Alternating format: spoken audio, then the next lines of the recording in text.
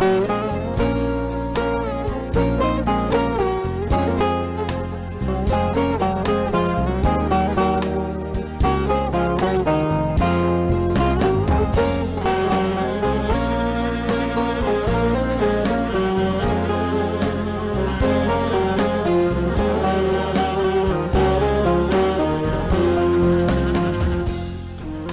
olduğunda seni aydınlatan hilal oldum.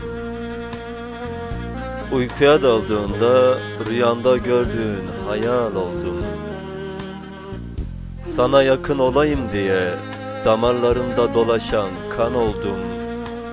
Bir hal oldum sana kavuşayım diye, hammal oldum seni taşıyayım diye ve saçlarına dokunayım diye tenini okşayan rüzgar oldum.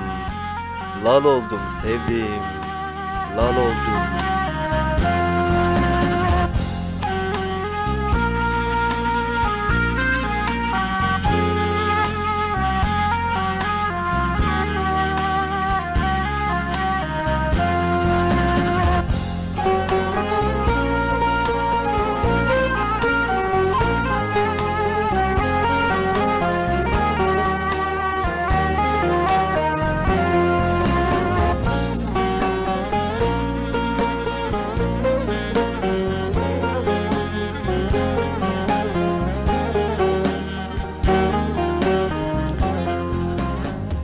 Mum gibi eriyip aktığında seni saran alev oldum.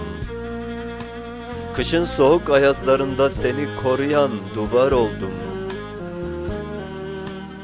Yazın sıcak günlerinde hastalanmayasın diye gölgen olan bulut oldum. Hayat oldum yaşayasın diye, nefes oldum soluklanasın diye ve beni unutmayasın diye benliğine kazınan isim oldum. Lal oldum sevdiğim, lal oldum.